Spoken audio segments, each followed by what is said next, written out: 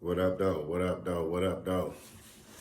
It's your neighborhood favorite, DJ King David, with another hip hop story for y'all from the Detroit side of things. Shout out to the whole 313. In this one, we're going to talk about Newark, New Jersey, the bricks, Brick City, and how I met Pace One. For those who don't know, got the album coming out. It's actually out right now. All platforms where you buy your music. Make sure you pick this up. Good Dope sells itself with DJ Butter, Pace One, and DJ King David. You know what I'm saying? But I met Pace One back in 1999. But before I actually met him, I heard of him. And this is my Pace One story. So it was about 1995-ish when I first read about the Outsidaz, either in the Source magazine or Stress or Rap Pages. And they were saying there was a battle group from Newark, New Jersey, and they was making a lot of noise on the underground. And that Young Z had a record about to come out on Perspective. You know, so shout out to Young Z, NBC, No Branch Class. So I was familiar with the Outsidaz from that. And in 1996, the Fugees, Wyclef, Lauryn Hill, and Proswell released a score. It had a song, actually a single with a video called Cowboys. Make sure you check out that on YouTube, the Fugees Cowboys. It had Young Z, Pace One, and Rod Digger on it.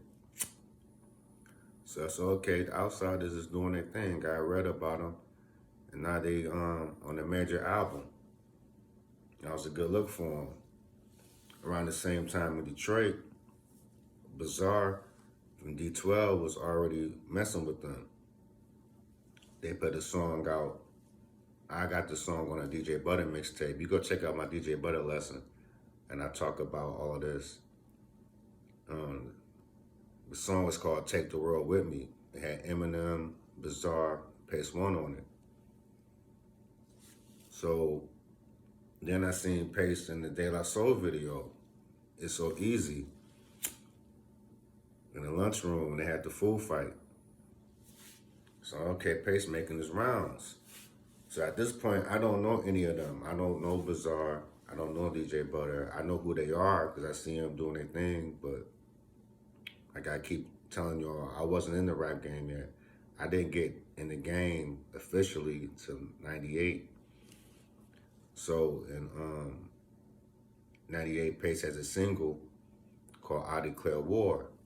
It has a video for it.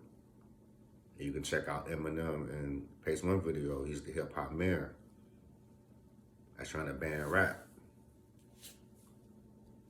So okay, Detroit and Newark got a real strong connection going on. I see they really do mess with each other. And then Bizarre had Attack of the Weirdos, and they had the Outsidaz on it.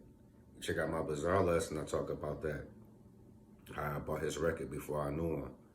So I keep running into these same names, kind of like everywhere I go in the hip hop circle. Whether I'm reading a magazine or if I'm going to a function, a hip hop function, or I'm going to the studio. Because that's actually where I met Bizarre at, was in the studio. So once again, I'm in the same studio. We're gonna fast forward a little bit to 1999. And I'm with the Mountain Climbers now. I'm in the same studio, Modern Tribe, shout out to Juan Shannon. I'm in the same studio that I actually met Bizarre in. And I'm with the Mountain Climbers, but at the time was just Strike, AKA Lickety Split from the 8 Mile movie, and the Journalist 103. So I joined the group, and there's the three of us. So I had just gotten down with them and they had a party coming up. They had a celebrating there. They had a 12-inch called What Happened, and it was a record release party. And the Outsidaz was on the flyer to perform. So the day before the party, Strike just comes up in Modern Tribe, and I'm up in there chilling. Strike was like, "Shit, Dave, what you about to get into?" So I'm like, "Shit." Right, go back to the hood. You know what I'm saying? Go back to the craft. See what's up. See if it's a dice game popping off or something. So probably call it a night. You know what I'm saying? Because it wasn't nothing really popping off. And he was like, "Shit, do me this solid. You know what I'm saying? I need you to go to the airport and pick up the Outsidaz." So I said, "Bet." So the same way that Eminem met Pace One is the same way I met Pace One. So when I get to the airport, I got the Cherokee at the time. Anybody who knew me back then knew about the Gremlin, my Jeep Cherokee. It was purple and black, 4-door joint, that 99 joint. It was crazy. Get to the airport. It's Pace One, Young Z, DJ Muhammad, DU, and their road manager L. So it's the 5 of them. So they get up in the Jeep. And I just remember Young Z kept saying, "This is my Young Z impersonation." Hold on, I gotta hit the blunt first. Hold on. I gotta get right to do the Z.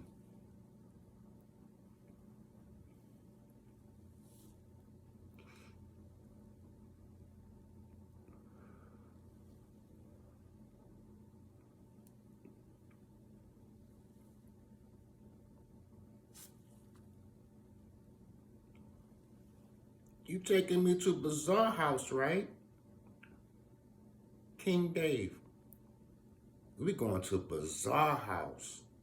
I don't want to see nothing else but Bazaar's house." That's my Young Z impersonation. At the time, Busy was over at his auntie crib, like on Greenfield and Puritan area. So I hop off the E-way, and I gotta show up the crowd. I gotta show him, you know what I'm saying, where King Dave come from. You know what I'm saying? I gotta show him Detroit roller wheels and let him know, like, yeah, you know what I'm saying, that motherfucker right there, you know what I'm saying, used to be off the hook on some rock and roll riff rap shit. You know what I'm saying, my baby? Had to get that Detroit talk right quick, that West Side shit. But Z wasn't trying to hear none of that. Z was like, "That's cool and all, but we going to a Bazaar House." Shout out to Young Z, that's my dude. But so that's how I met Pace One. Going to the airport to pick them boys up for the Mountain Climbers. What Happened? Record release party. You know what I'm saying? I'm fresh in the game. I'm probably in the rap game, probably like maybe a year and about 14 months in the rap game at this point. And not even that long. I'm tripping because this was in '99. So I'm like, yeah, because I was in 2 groups in the same year. Yeah, I moved around. My career moved fast. Once I decided to get in the rap game, I just went to the top of the food chain with everybody locally who was already had a name. You know what I'm saying? So that's my claim to fame. You know what I'm saying? Making some things happen real fast, like, you know what I'm saying? Living that craft life, that real fast life. But yeah, man, let me get back to the story. So after the release party with the Mountain Climbers, check out the Bazaar story. Bazaar hit me up, was like, "Let's go out to New Jersey, like right now." You know what I'm saying? And we ended up being out in Jersey. In the outhouse, I can't stress this enough, was like, if this was a cartoon, the outhouse was Professor Xavier's school for gifted children.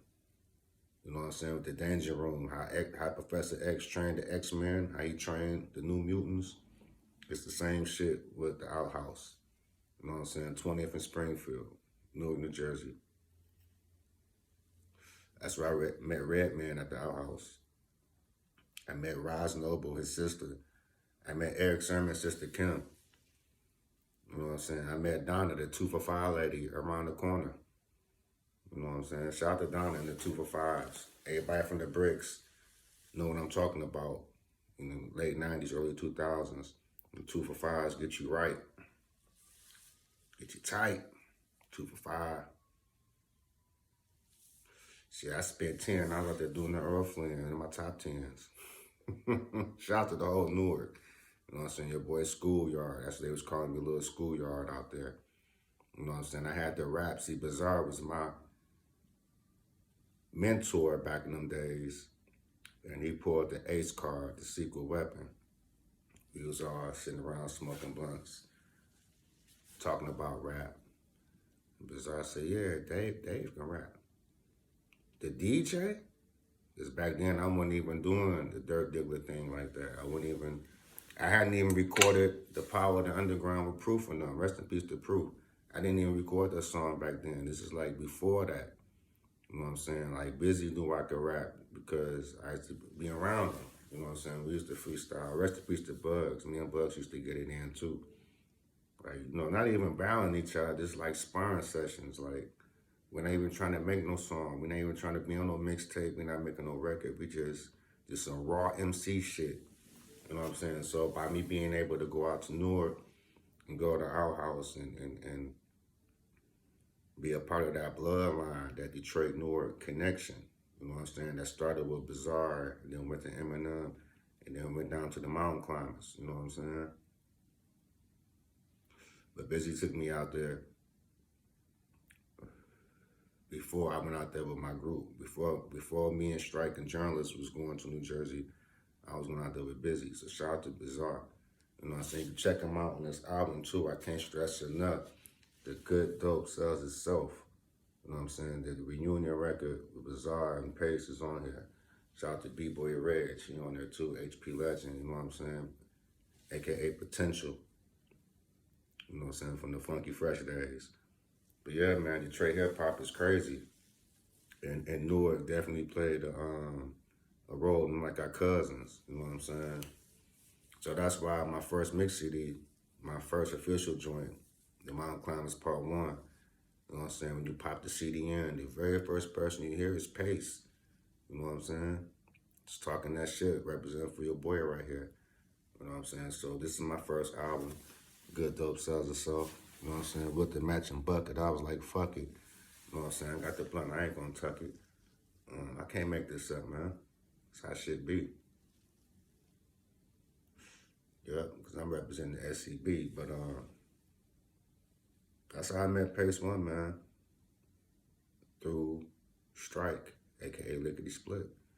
Had me go out to the airport and pick him up for the release party. And then about a month or two after that, I'm in Newark with Bizarre. If you see the D12 videos, you see the Bizarre videos, you know what I'm saying? That shit ain't got shit on Busy in real life. That nigga like really crazy. You know what I'm saying? Like funny as hell. So yeah, I was able to go out there in Newark and you know what I'm saying, a little schoolyard I was representing on the rapping shit.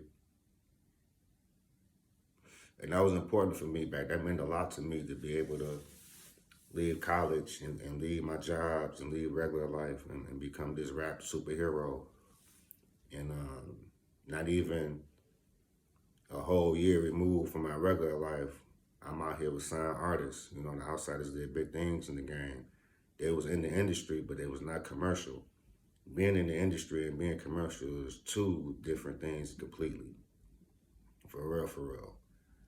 But they was in the industry, rubbing shoulders, being invited to video shoots and, you know what I'm saying, doing big shows. They was the opening act for the Redman and Method Man tour, the first one that they did. Outsidaz was the opening act. They did MTV Europe tours, you know what I'm saying? They was Lyricist Lounge tours, you know what I'm saying? So if you go back and do your history, the Outsidaz definitely was a big part of the whole late 90s, early 2000s underground movement. You know, a lot of the battling, you know what I'm saying, the Blaze battle, we was there too with Hammerstein Ballroom in New York. You know what I'm saying? Young Z was in it and As Is was in it. So the Outsidaz had 2 members of the group, you know what I'm saying, at the Blaze battle, which was a real big thing. You know what I'm saying? The hip hop shop was basically based on battling. Even just a regular open mic. It didn't have to be an official battle But every time you touch that microphone, you trying to prove to everybody in the room that you nice and that you probably nicer than them. So that was a battle within itself. So there don't have to be an official battle for for um for MCs to have that mentality. You know what I'm saying? Because like when I write, it can be any topic. I'm trying to battle anybody else who would write about the same topic. There's always that competitive nature. And so the Outsidaz definitely helped put that into my DNA, because with the co-sign, and not only just them, but they peers in their hood. You know what I'm saying? Like when I get done rhyming, they passing me blunts and shit like that. And it let you know that the talent wasn't just confined to my small neighborhood. I wasn't just one of the nicest in the neighborhood no more. I was nice in other places. So that's, that's part of paying dues as an artist. You know what I'm saying? Even musicians, you know what I'm saying, is to be able to play with other musicians from other areas and from other areas and in other areas. You know what I'm saying? When you don't have the home court advantage, it's a whole different situation. Whether you're recording in the studio, doing a live show on stage, or even just in somebody's neighborhood kicking rhymes in the corner, by you not having home court advantage, could be a disadvantage. But you got to step up to the plate. You know what I'm saying? So salute to everybody on Springfield who showed me love out there. You know what I'm saying? It's your boy Dave, a.k.a. Young Schoolboy. It's from the schoolyard. You know what I'm saying? It's really school craft, but I'll roll with that because it was out of love and respect. And salute to the old school mountain climbers, man. We did a lot of things in a small amount of time. You know, we look back at it now, in hindsight, between 99 and 2001, we made a lot of moves out of a lot of crews. Still ain't there yet, and it's 2022. So salute to that energy that we had as a unit. And salute to my hip hop family, man, my original hip hop family that I made my foundational moves with. You know what I'm saying? That would be Mountain Climbers, D12, and Outsidaz. So rest in peace to Bugs, Proof, Slang Tongue. I ain't gonna talk y'all to death. I just wanna let y'all know how I met Pace One back in the day by going to the airport back in 1999. Now it's 2022. My first album, me and DJ Butter, Good Dope Sells Itself, featuring Pace One, featuring Bizarre, featuring B-Boy Reg from Highland Park, and my man Four Eyes from ATL. And we got DJ Dez producing the track on here, formerly of Slum Village, Andreas Music. And that's your boy DJ King David, the neighborhood favorite.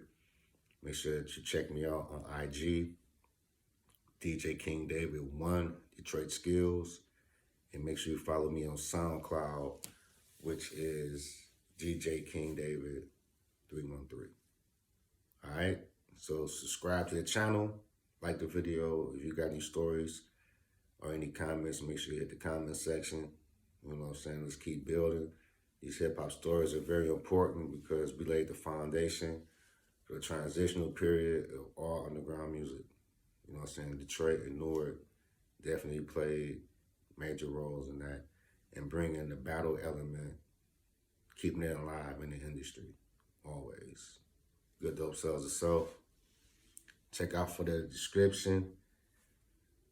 Link, actually in the description, you'll see the link for the website, and you can get you some merch.